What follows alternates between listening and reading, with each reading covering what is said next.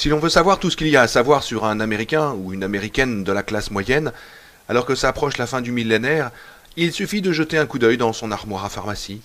C'est du moins ce que certains prétendent. Mais d'où Jésus, explorer celle d'Eddie Casbrac tandis qu'il l'ouvre et renvoie de côté le reflet de son visage blanc aux yeux agrandis et fixes, c'est une autre paire de manches.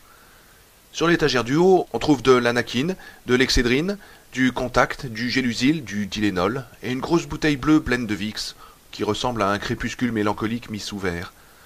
On trouve aussi une fiole de Vivarin, une autre de Cerrutan. Nature écrit à l'envers, avait remarqué Laurence Welk alors qu'Eddie n'était encore qu'un adolescent. Et deux de lait de magnésie Philips.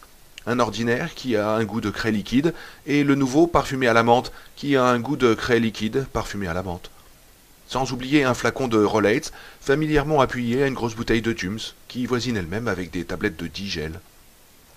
Deuxième étagère, visez un peu les vitamines, les E, les C effervescentes, les B simples, les B complexes et les B12. Et puis il y a la lysine, qui est censée mettre un terme à vos problèmes de peau, et la lécithine, censée en mettre un à celui tout aussi gênant de l'accumulation de cholestérol autour de la grande pompe. Sans oublier le fer, le calcium, l'huile de foie de morue, ni bien entendu les pilules à effet multiple à prendre quotidiennement. Et pour faire bonne mesure, trônant en haut de l'armoire à pharmacie, une bouteille imposante de géritol. Jetons un coup d'œil à la troisième étagère, où sont disposées les troupes d'assaut de la médecine moderne. Ex-Lax, les petites pilules Carter, ces deux-là permettent à Eddie de faire passer le courrier. À côté, cependant, s'alignent la kaopectate, le pepto-bismol et la préparation H, au cas où le dit courrier s'emballerait, ainsi que quelques tux sous couvercle à vis, simplement pour mettre de l'ordre une fois le courrier passé. Que celui-ci soit réduit à une simple circulaire publicitaire ou un bon vieux paquet par porteur spécial. Puis viennent la formule 44 pour la toux, le Nikil et le Distran pour les refroidissements. Une grosse bouteille d'huile de castor, une boîte de sucrètes au cas où Eddie aurait mal à la gorge, et un quatuor d'antiseptiques buccaux, du chloraseptique, du Cepacol, du Cepesta en aérosol et bien sûr la bonne vieille Listérine, souvent imitée mais jamais égalée. De la visine, de la murine pour les yeux, du Corted et un onguent, le Néosporin pour la peau, la deuxième solution au cas où la lysine décevrait. Un tube d'Oxy 5 et une bouteille en plastique d'Oxywash. Ah, et quelques pilules de tétracycline. Et massés dans un coin comme des conspirateurs amers se tiennent 3 flacons de shampoing au goudron. Quant à la dernière étagère, elle est presque déserte. Sinon, que l'on passe maintenant au rayon des affaires vraiment sérieuses, de quoi planer très haut ou s'écraser violemment. Valium, Percodan et la ville, Darvon complexe. On découvre aussi une autre boîte de sucrètes sur cette étagère, mais ce ne sont pas des pastilles pour la gorge qui s'y trouvent. Si quoi Lude les ont remplacées. Eddie Casbrac croyait fermement à la devise scout. Il entra dans la salle de bain avec un sac fourre-tout. Il le posa sur le lavabo, ouvrit la fermeture à glissière d'une main tremblante et commença à y déverser bouteilles, fioles, flacons et tubes. En d'autres circonstances, il les aurait pris délicatement, un par un, mais l'heure n'était plus à ses précautions. Comme Eddie le voyait, le choix était simple, aussi simple que brutal. Ne pas arrêter de bouger ou rester à ne rien faire assez longtemps pour avoir le temps de penser à tout ce que cela signifiait et en mourir de peur. « Eddie » appela Mira au bas de l'escalier. « Qu'est-ce que tu fabriques » Eddie laissa tomber l'innocente boîte au coalude dans le sac. L'armoire à pharmacie était maintenant entièrement vide, à l'exception du Midol de Mira et d'un petit tube de Blistex presque vide. Il commença à remonter la glissière, hésita, puis ajouta le Midol. Elle pourrait toujours en acheter d'autres. « Eddie » depuis le milieu de l'escalier maintenant. Eddie finit de remonter la glissière et quitta la salle de bain en balançant le sac. C'était un homme de petite taille, avec une tête timide de lapin. Il avait perdu presque tous ses cheveux, et ceux qui restaient poussaient en touffes apathiques. Le poids du sac le faisait sensiblement pencher du côté droit. Une femme aux proportions tout à fait considérables grimpait laborieusement jusqu'au premier, et on entendait les craquements de protestation des marches. « Mais enfin, qu'est-ce que tu fabriques ?» Eddie n'avait pas besoin d'un psy pour comprendre qu'en un certain sens, il avait épousé sa mère. Mira Casbrac était énorme. Elle était simplement grosse lorsqu'elle avait épousé Eddie 5 ans auparavant, mais il avait parfois l'impression d'avoir inconsciemment soupçonné son potentiel d'obésité. Et Dieu que sa mère était quelque chose dans le genre. En atteignant le palier du premier, Mira paraissait plus monstrueuse que jamais. Elle portait une chemise de nuit gonflée d'une houle de grand large à la hauteur des seins et des hanches. Démaquillée, son visage brillait, très blanc. Elle avait l'air terriblement effrayée. Oh, je dois partir pour quelque temps, répondit Eddie. Mais qu'est-ce que ça veut dire, ça, partir pour quelque temps? Et ce coup de fil, qu'est-ce que c'était? Oh, rien. Il fonça brusquement dans le couloir, en direction de la penderie. Il posa le fourre-tout, ouvrit les portes coulissantes, et repoussa dans un coin la demi-douzaine de costumes noirs accrochés là, et qui détonnaient sur les autres vêtements, plus colorés, avec lesquels il voisinait. Il portait toujours l'un de ces costumes noirs quand il travaillait. Il se pencha dans l'odeur de la laine et de la naphtaline, et tira l'une des valises rangées au fond.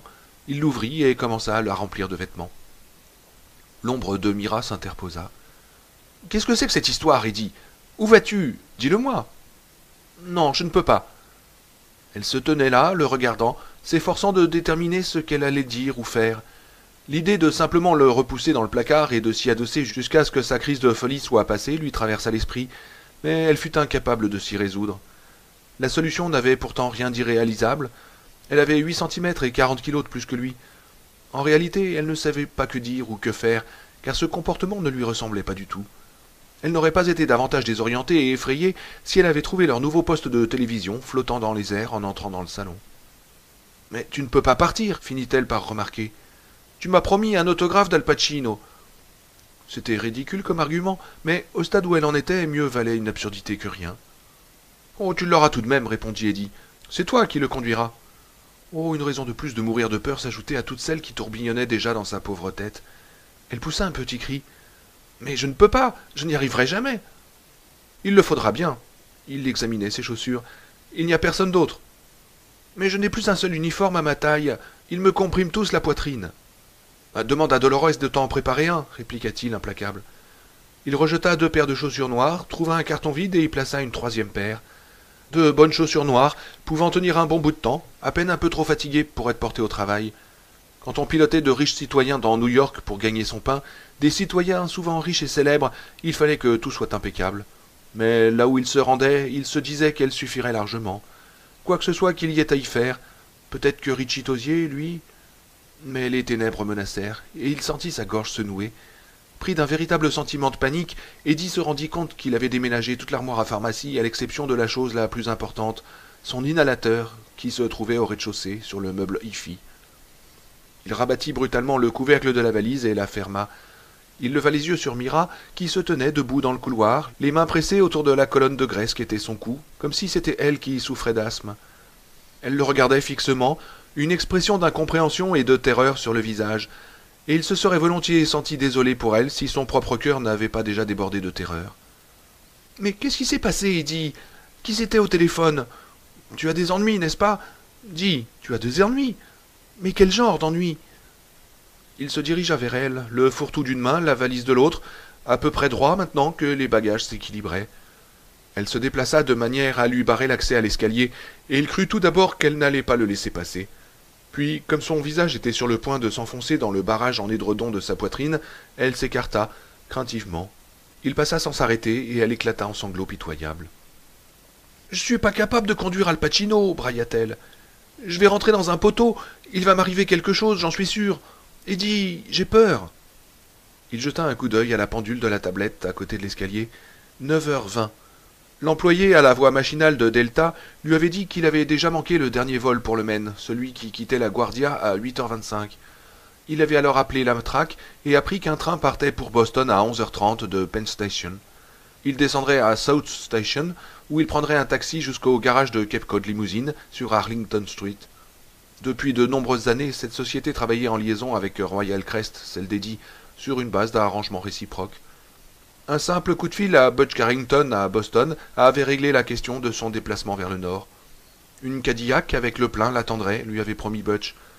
Au moins arriverait-il avec classe, et sans un emmerdeur de client assis à l'arrière, en puantissant l'air de quelques gros cigares et lui demandant où il pourrait se lever une poulette ou se procurer une ligne de coke quand ce n'était pas les deux. Une arrivée bien stylée, très bien, pensa-t-il. La seule manière d'en faire une encore plus classe serait le corbillard. Mais t'en fais pas, Eddie, c'est sans doute comme ça que tu reviendras. Du moins, si tu es encore assez entier pour que ça vaille la peine. Eddie 9h20. Largement le temps de lui parler, largement le temps d'être gentil. Ah, si seulement c'était tombé sur sa soirée de bridge, s'il avait pu s'esquiver en douce, laissant un mot sous les plots magnétiques du frigo. La porte du réfrigérateur était l'endroit où il laissait tous les messages destinés à Mira, parce que là, elle ne les ratait jamais. S'échapper ainsi, comme un fugitif, n'aurait rien eu de glorieux, mais c'était encore pire comme ça. Aussi dur que lorsqu'il avait dû quitter la maison, il s'y était pris à 3 reprises. Chez soi, c'est l'endroit où se trouve son cœur, pensa-t-il. Je le crois. Le vieux Bobby Frost dit que chez soi, c'est l'endroit où l'on ne peut pas ne pas vous accueillir. C'est aussi malheureusement l'endroit où, une fois que vous y êtes, on ne peut plus vous laisser repartir. Il se tenait en haut de l'escalier, son mouvement vers l'avant temporairement arrêté, plein d'angoisse, la respiration sifflante dans sa gorge réduite à un trou d'épingle, et regardant sa femme en larmes. « Viens en bas avec moi, et je te dirai ce que je peux, fit-il. Eddie alla poser les 2 bagages près de la porte de l'entrée. Il se souvint alors de quelque chose, ou plutôt le fantôme de sa mère, morte depuis bien des années, mais qui lui parlait fréquemment dans sa tête, se souvint pour lui. « Tu sais que quand tu as les pieds mouillés, tu attrapes toujours froid, Eddie. Tu n'es pas comme les autres, tu as un organisme très fragile, il faut que tu fasses attention. C'est pourquoi tu dois toujours porter des caoutchoucs quand il pleut. » Et il pleuvait beaucoup à Derry. Eddie ouvrit le placard de l'entrée, prit ses caoutchoucs, soigneusement rangés dans une poche en plastique, et les glissa dans sa valise. « Ça, c'est un bon garçon. » Ils étaient tous les deux en train de regarder la télé quand les emmerdements avaient commencé. Eddie retourna dans la pièce de télé et pressa le bouton qui faisait descendre l'écran de Muralvision. Un écran tellement vaste que Freeman McNeil, les dimanches après-midi, avait l'air de sortir tout droit des voyages de Gulliver. Par téléphone, il appela un taxi. Le standardiste lui dit qu'il fallait compter 15 minutes. Eddie répondit que c'était parfait. Il raccrocha et prit son inhalateur, posé sur le meuble de leur coûteuse chaîne hi-fi Sony, à lecteur de compact. « J'ai dépensé 1500 billets pour un système haut de gamme, afin que Mira ne puisse manquer une seule note des roucoulades de Barry Manilow, pensa-t-il, avec un soudain accès de culpabilité qui le fit rougir. Mais ce n'était pas juste, il le savait fort bien. Mira aurait été tout aussi contente de garder son vieux tourne-disque, tout comme elle aurait été ravie de rester dans leur petite maison des 4 pièces, jusqu'à ce qu'ils fussent tous les 2 vieux et grisonnants. À la vérité, il y avait déjà un peu de neige sur la tête d'Eddie Casbrack. Il avait acheté la luxueuse chaîne pour la même raison que celle qui l'avait poussé à acheter la grande maison en pierre de taille de Long Island, où ils tournaient souvent tous les 2 en rond comme 2 petits pois dans une boîte, parce qu'il en avait les moyens, et parce que c'était la seule façon qu'il connaissait d'apaiser la voix de sa mère. Douce, effrayée, souvent confuse, toujours implacable. C'était une manière de lui dire « J'y suis arrivé, maman. Regarde tout ça, j'y suis arrivé. Et maintenant, pour l'amour du ciel, vas-tu enfin la fermer ?» Eddie enfonça l'inhalateur dans sa bouche, et comme quelqu'un qui simulerait un suicide, il appuya sur la détente. Un nuage ignoblement parfumé à la réglisse déploya ses volutes jusqu'au fond de sa gorge, et Eddie inspira profondément. Il sentait s'ouvrir à nouveau tous les conduits par où passait l'air. L'étau qui écrasait sa poitrine se desserra, et il entendit soudain dans sa tête des voix de spectres. « N'avez-vous pas reçu mon message ?»« Je l'ai eu, Mrs. Cabrac, mais... Eh bien, au cas où vous ne sauriez pas lire, permettez-moi de vous rappeler ce qu'il contenait. Êtes-vous prêt ?»« Mais, Mrs. Cabrac, bien, vous avez ouvert bien grand vos oreilles? Bon. Mon petit Eddie ne doit pas faire d'éducation physique. Je le répète, il ne doit pas faire d'éducation physique. Eddie est très délicat. Et s'il court ou s'il saute? Mrs. Cabrac, j'ai dans mon bureau les derniers résultats des examens d'Eddie. C'est obligatoire. Eddie est un peu petit pour son âge, mais absolument normal en dehors de cela. J'ai simplement appelé votre médecin de famille pour qu'il me confirme que... Êtes-vous en train de me traiter de menteuse, monsieur le professeur d'éducation physique? Il est ici, regardez-le. N'entendez-vous pas la manière dont il respire? N'entendez-vous pas? Maman, s'il te plaît, je vais très bien. Eddie, ne fais pas l'idiot. Je t'ai mieux élevé que ça. N'interromps pas un adulte quand il parle. Je l'entends très bien, Mrs. Cabrac, mais... Ah, vous l'entendez? Bon. Je vous ai cru sourd un instant. Il fait autant de bruit qu'un camion qui monte une côte en première, non? Et si ça, ce n'est pas de l'asthme? Mais, maman, je... Tais-toi, Eddie, ne me coupe pas encore la parole. Si ce n'est pas de l'asthme, alors je suis la reine Elisabeth. Eddie a souvent l'air de beaucoup s'amuser au cours d'éducation physique, Mrs. Cabrac. Il adore participer à des jeux et il court très vite. Au cours de notre conversation avec le docteur Mains, le mot psychosomatique est apparu. Je me demandais si vous n'aviez pas envisagé la possibilité que mon fils soit cinglé. Est-ce ce que vous essayez de me dire? Vous êtes en train de me dire que mon fils est cinglé? Non, mais... Il est délicat. Mrs. Casbrack, il est très délicat. Mrs. Casbrack, le docteur Mace m'a confirmé qu'il n'avait rien. Rien sur le plan physique, finit Eddie. Le souvenir de cet épisode humiliant, Sa mère, poursuivant le professeur d'éducation physique de ses vociférations dans le gymnase de l'école élémentaire de Derry, tandis qu'il haletait et se faisait tout petit à ses côtés et que les autres enfants les observaient, rassemblés autour de l'un des paniers du terrain de basket. Ce souvenir lui revenait pour la première fois depuis des années. Ce n'était pas le seul que le coup de fil de Mike Hanlon avait fait ressurgir. Il ne l'ignorait pas. Il en sentait toute une ribambelle d'autres, grouillant et se bousculant comme les clients d'un magasin coincé dans le goulot de l'entrée, un jour de solde monstre. Mais bientôt le goulot serait franchi, et il serait en liberté, il le savait bien. Et qu'allait-il trouver à acheter? Sa santé mentale? Ça se pouvait bien. À moitié prix? Endommagé par l'eau et la fumée. Tout doit partir. Rien sur le plan physique, répéta-t-il, prenant une profonde inspiration qui le fit frissonner, tandis qu'il glissait l'inhalateur dans sa poche. Eddie, pleurnicha Mira, dis-moi ce qui se passe. Des traces de larmes brillaient sur ses joues rebondies. Elle ne cessait de se tordre anxieusement les mains. On aurait dit deux petits animaux roses et glabres en train de jouer.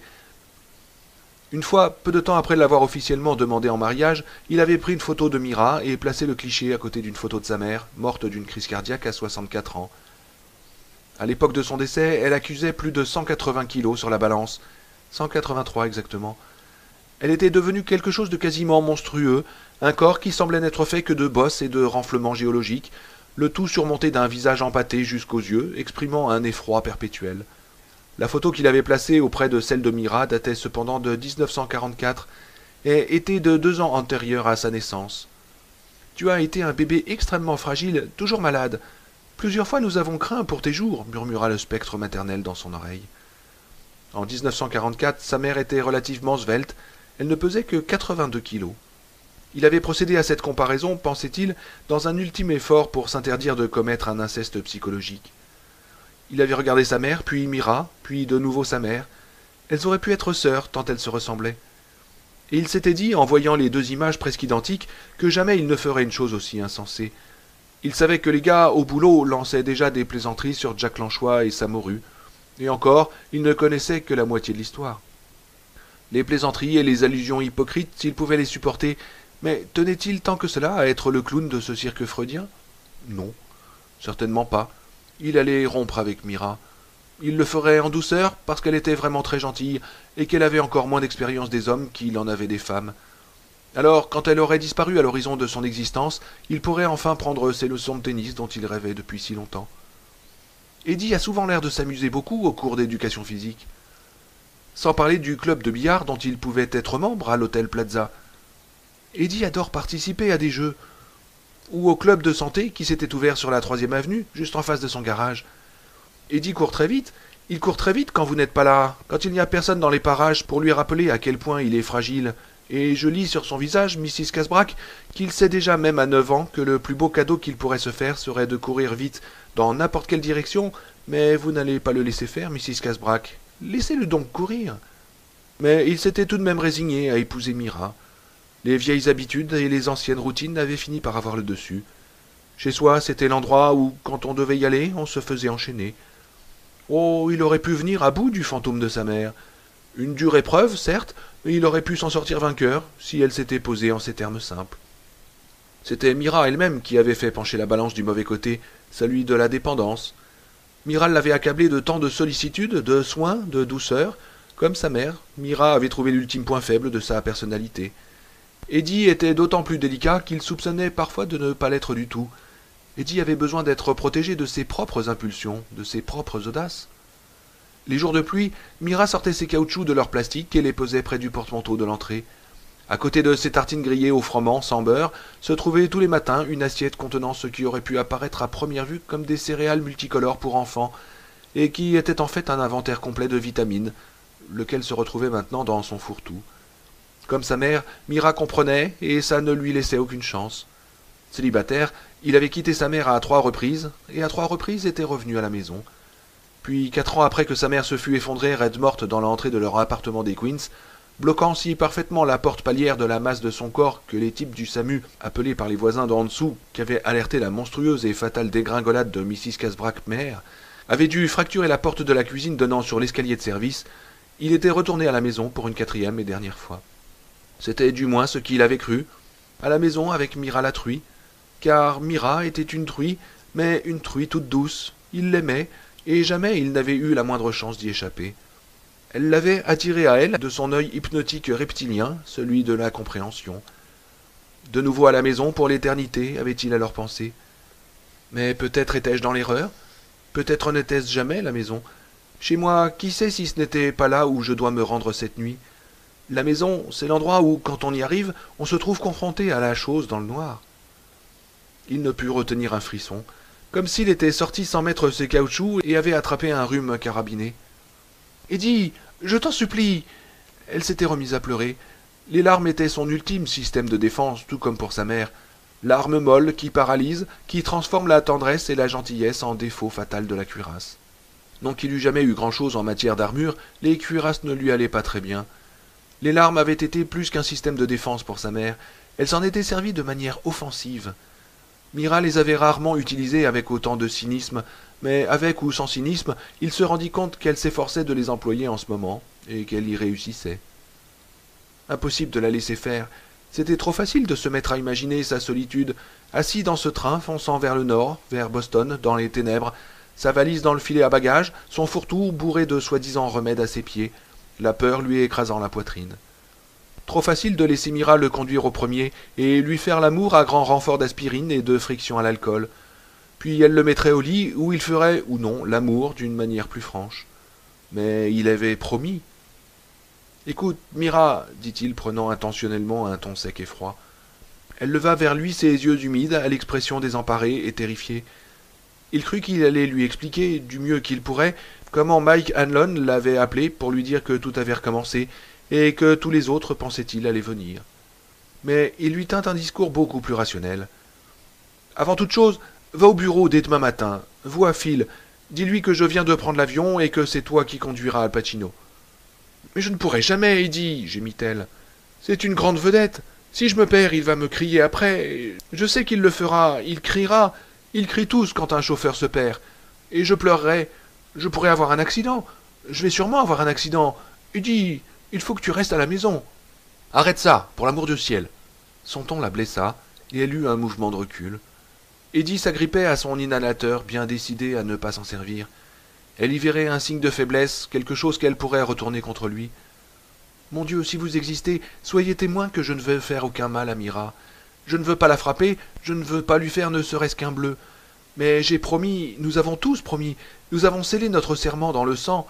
Je t'en supplie, mon Dieu, aide-moi, car je dois le respecter. »« Je te déteste quand tu cries après moi, Eddie, souffla-t-elle dans un murmure. « Et moi, je déteste te crier après, Mira, répondit-il, ce qui la fit grimacer. « Et voilà, tu lui fais encore mal, Eddie. Pourquoi ne pas lui flanquer une bonne correction une fois pour toutes? Ce serait probablement moins dur et plus rapide. » Soudain, c'était sans doute l'idée de donner une correction qui lui avait fait penser à lui. Il revit la figure de Henry Bowers. C'était la première fois qu'il pensait à Bowers depuis des années, ce qui ne lui rendit pas la paix de l'esprit, au contraire, bien au contraire. Il ferma brièvement les yeux, puis les rouvrit et dit « Tu ne te perdras pas, il ne criera pas après toi. Monsieur Pacino est quelqu'un de très gentil, de très compréhensif. » Il n'avait encore jamais eu l'occasion de lui servir de chauffeur, mais il se rassurait en se disant que les statistiques jouaient en sa faveur dans ce mensonge. Si d'après un mythe populaire la plupart des célébrités passent pour des emmerdeurs capricieux, il en avait suffisamment conduit pour savoir que c'était faux la plupart du temps.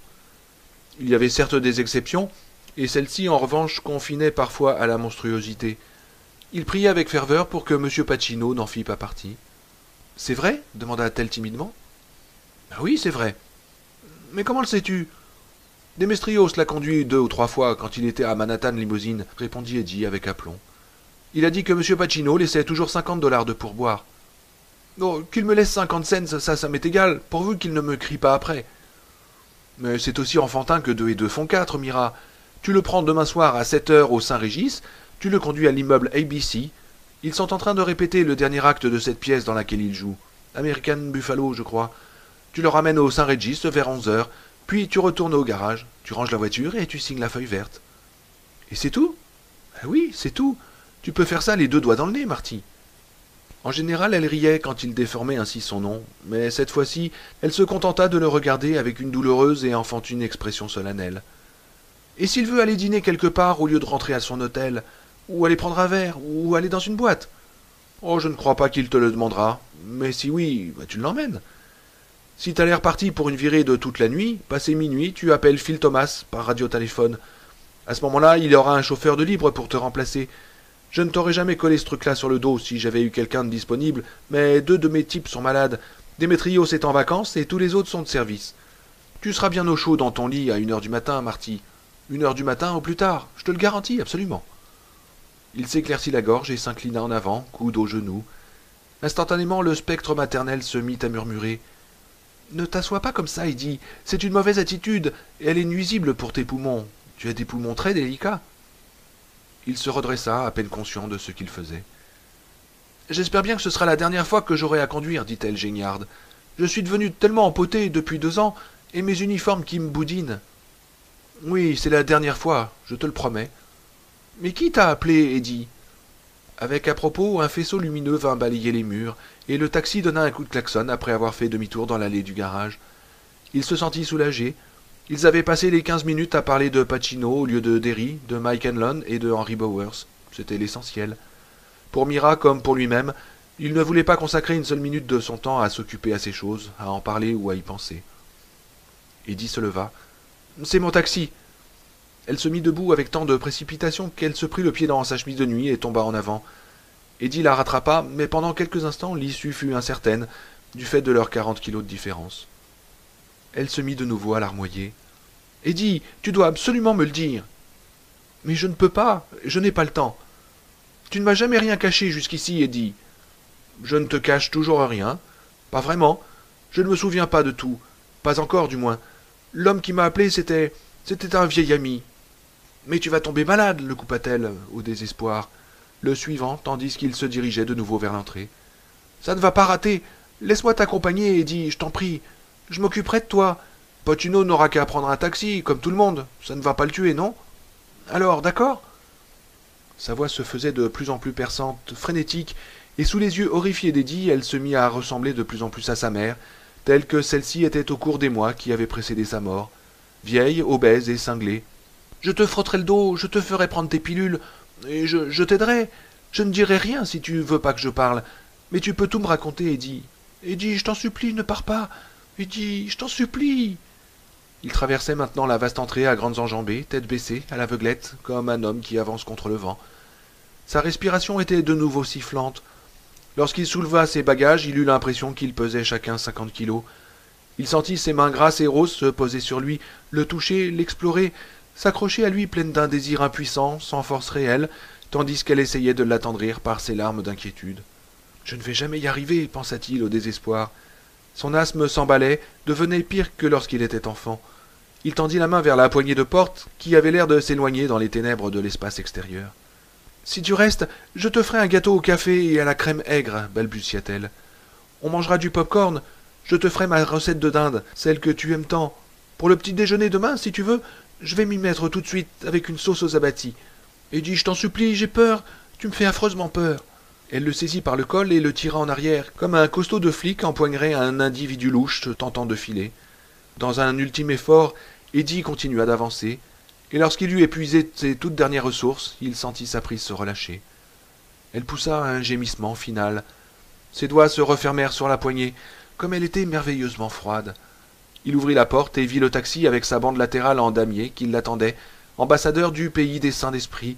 La nuit était claire, les étoiles scintillaient. Il se retourna vers Mira, la respiration sifflante. « Il faut que tu comprennes que c'est quelque chose que je n'ai aucune envie de faire, dit-il. Si j'avais le choix, le moindre choix, je n'irais pas. Mais je t'en prie, essaye de comprendre cela, Mira. Je m'en vais, mais je reviendrai. » Voilà qui sent elle mensonge. « Mais quand? Dans combien de temps? » « 1 semaine, peut-être 10 jours, mais sûrement pas davantage. »« 1 semaine » s'exclama-t-elle, étreignant sa poitrine comme une diva dans un mauvais opéra. « 1 semaine, 10 jours? Mais je t'en supplie, Eddie, je t'en supplie. »« Arrête ça, Marty. Tu veux? Arrête ça. » À son grand étonnement, elle se tut et resta là à le regarder, les yeux rouges et larmoyants, pas en colère contre lui, simplement terrifiée pour lui et incidemment pour elle. Et peut-être pour la première fois depuis qu'il la connaissait, il sentit qu'il pouvait l'aimer en toute sécurité. Cela faisait-il partie du fait de s'éloigner? Il lui sembla. Non, il en était sûr. Il avait déjà l'impression d'être à l'autre bout d'un télescope. C'était peut-être très bien ainsi.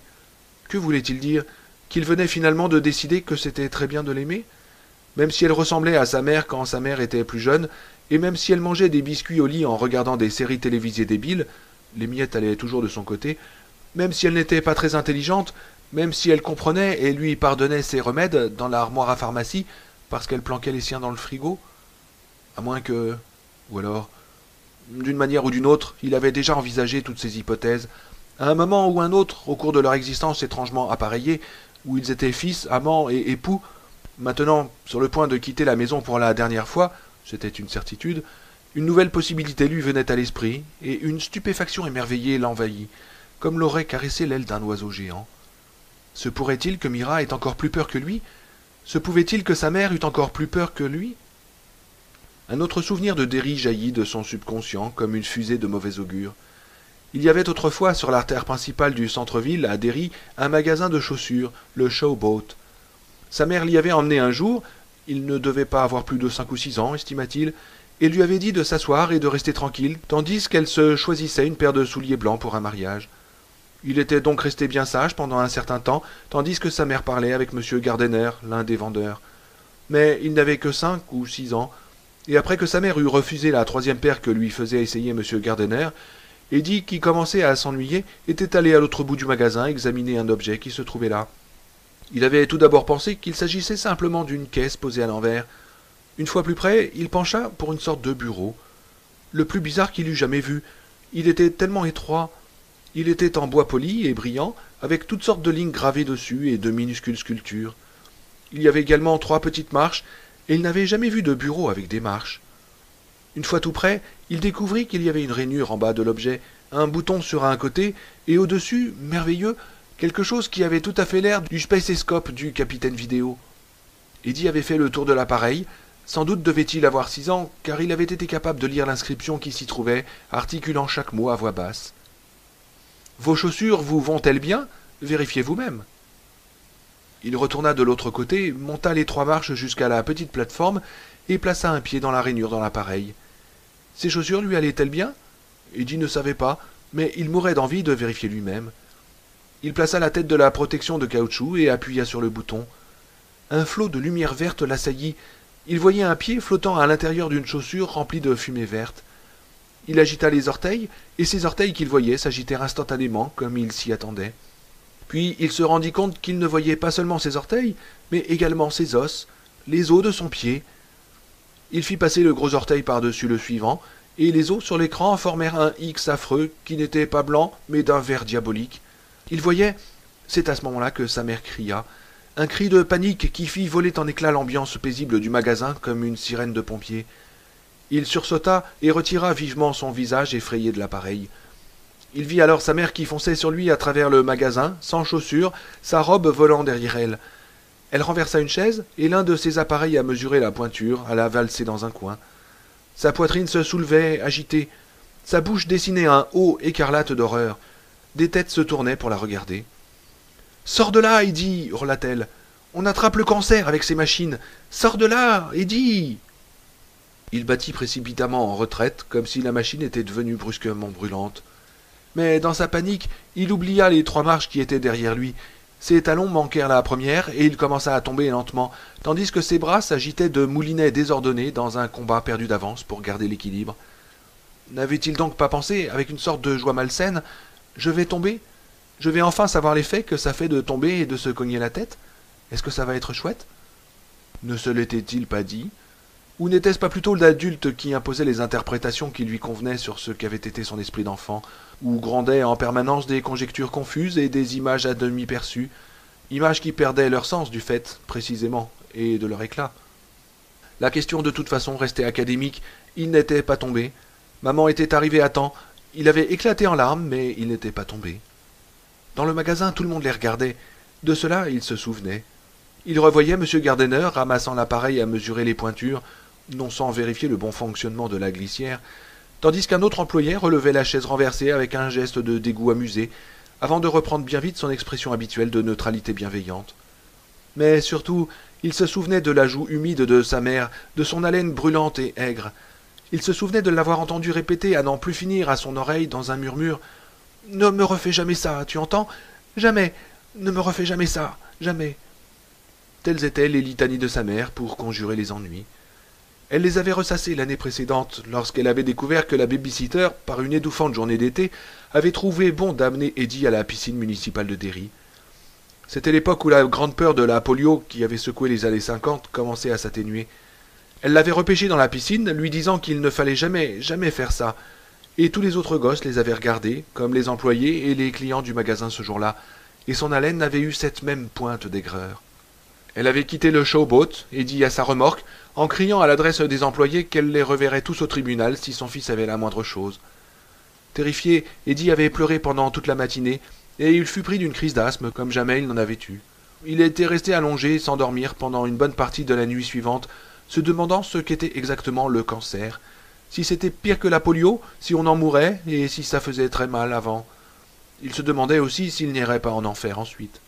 Il venait de courir un grand danger, il le savait très bien. Il avait eu tellement peur. C'est comme ça qu'il le savait. Tellement peur. Marty, dit-il par-dessus le gouffre des années, tu ne m'embrasses pas? Elle l'embrassa, le serrant tellement fort que dans son dos ses os craquèrent. Si nous étions dans l'eau, elle nous noierait tous les deux, se dit-il. N'aie pas peur, lui murmura-t-il à l'oreille. Mais je ne peux pas m'en empêcher, gémit-elle. Je sais. Il se rendit alors compte que son asthme s'était atténué pendant qu'elle lui broyait les côtes. Le sifflement avait disparu de sa respiration. Je sais, Marty. Le chauffeur de taxi donna un nouveau coup d'avertisseur. Tu m'appelleras demanda-t-elle, des sanglots dans la voix. Oui, si je peux. Eddie, ne peux vraiment-tu pas me dire de quoi il s'agit? Mais s'il le faisait, cela la tranquilliserait-il? J'ai reçu un coup de fil de Mike Hanlon ce soir, Marty, et nous avons discuté pendant un moment, mais tout ce qu'il m'a dit se réduit à deux choses. Ça a recommencé. Et viendras-tu? Deux phrases qu'il m'a dites. Et maintenant je suis pris de fièvre, Marty, sauf que c'est une fièvre contre laquelle toute aspirine ne peut rien. Et j'étouffe, mais mon foutu inhalateur ne pourra rien y faire, car cet étouffement n'est pas dans mes poumons ou dans ma gorge, mais autour de mon cœur. Je reviendrai si je peux, Marty, mais je me sens comme un homme à l'entrée d'un vieux puits de mine, où l'attendent toutes sortes de pièges et de choses trappes, qui fait ses adieux à la lumière du jour. Ah oui, et comment ça la calmerait? Non, répondit-il, je ne crois pas pouvoir te le dire. Et avant qu'elle ait pu répliquer quelque chose, Eddie, descends de ce taxi, on y attrape le cancer. Il s'éloigna d'elle à grands pas, de plus en plus vite. Il courait presque en arrivant à la hauteur du véhicule. Elle se tenait toujours dans l'encadrement de la porte quand le taxi s'engagea dans la rue, toujours là quand il prit la direction de la ville, une grosse silhouette noire de femme se découpant sur le fond de l'entrée éclairée. Il agita une main et eut l'impression qu'elle répondait à son geste. « Et où allons-nous exactement ce soir, monsieur » demanda le chauffeur de taxi. « Penn Station » répondit Eddie, dont la main qui agrippait l'inhalateur se détendit. Son asthme s'était replié vers le refuge inconnu où il mijotait entre deux assauts sur ses bronches. Il se sentait presque bien.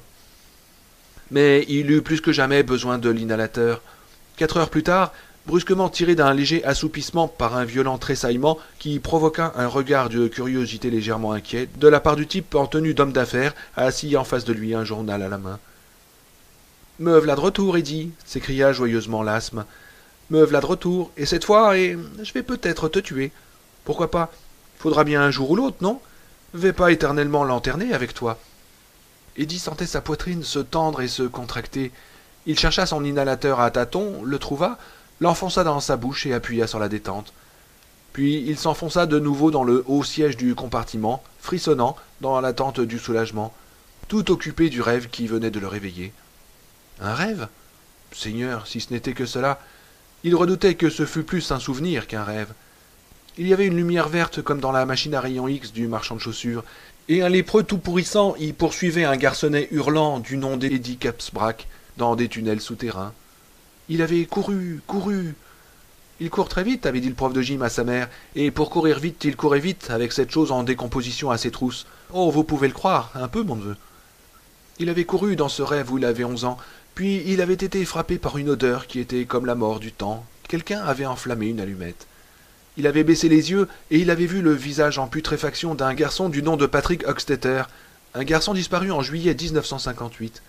Des asticots sortaient de ses joues, cette épouvantable odeur de gaz provenait de l'intérieur du cadavre. Et dans ce rêve, souvenir plutôt que rêve, il avait aperçu sur le côté 2 livres de classe gonflés d'humidité et couverts d'une moisissure verte. Roads to Everywhere et Understanding How America. Ils étaient dans cet état à cause de la nauséabonde humidité qui régnait ici. Comment se sont passées mes vacances? Une rédaction de Patrick Hochstetter. Je les ai passées morts dans un tunnel. De la mousse a poussé sur mes livres qui sont devenus gros comme des bottins. Eddie avait ouvert la bouche pour hurler, et c'est au moment où les doigts rugueux du lépreux, rampant sur ses joues, s'étaient glissés entre ses lèvres qu'il s'était réveillé d'un violent sursaut pour se retrouver non point dans les égouts en dessous de Derry, dans le Maine, mais dans une voiture salon de l'Amtrak, près de la tête d'un train qui filait à travers Rhode Island sous une énorme lune blanche. L'homme en face de lui hésita, se demanda s'il devait parler, et dit finalement « Tout va bien, monsieur ?»« Oh oui, répondit Eddie. Je me suis endormi et j'ai fait un mauvais rêve. Et j'ai un peu d'asthme. Ah, je vois. L'homme reprit son journal et Eddie constata qu'il s'agissait de celui que sa mère surnommait parfois le New York Times. À travers la fenêtre s'étendait un paysage assoupi que n'éclairait que la lumière féerique de la lune. Ici et là s'élevaient des maisons, la plupart plongées dans l'obscurité, quelques-unes avec des lumières. Mais ces lumières paraissaient minuscules, de simples simulacres comparés à la phosphorescence spectrale de la lune. Il croyait que la lune lui parlait, se rappela-t-il soudain. Henry Bowers, Dieu, qu'il était cinglé. Il se demanda ce que Henry Bowers était devenu. Mort, en prison, à la dérive dans les plaines désertes du centre du pays, tel un virus incurable, attaquant n'importe qui aux petites heures de la nuit et tuant peut-être les gens assez stupides pour ralentir à son pouce levé, afin de transférer les dollars de leur portefeuille dans le sien. Possible, possible. Dans un asile de l'État, quelque part, en train de contempler la lune qui allait être bientôt pleine, lui parlant, écoutant des réponses qu'il était le seul à entendre. Eddie estima cela encore plus vraisemblable. Il frissonna. Les souvenirs de mon enfance commencent à me revenir. Voilà que je me rappelle comment se sont passées les vacances de cette obscure année morte de 1958. Il sentait qu'il pouvait évoquer presque n'importe quelle scène de cet été-là, s'il le voulait, mais il ne le voulait pas. Ô Dieu, si seulement je pouvais de nouveau tout oublier. Il inclina la tête contre la vitre sale de la fenêtre, tenant son inhalateur à la main comme on tiendrait un objet pieux, les yeux perdus sur la nuit dans laquelle s'enfonçait le train.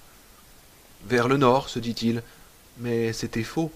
Il n'allait pas vers le nord, il n'était pas dans un train, mais dans une machine à remonter le temps. Il revenait en arrière dans le temps. Il crut entendre la lune grommeler. Eddie Casbrack replia la main sur son inhalateur et ferma les yeux sur l'accès de vertige qui le saisissait.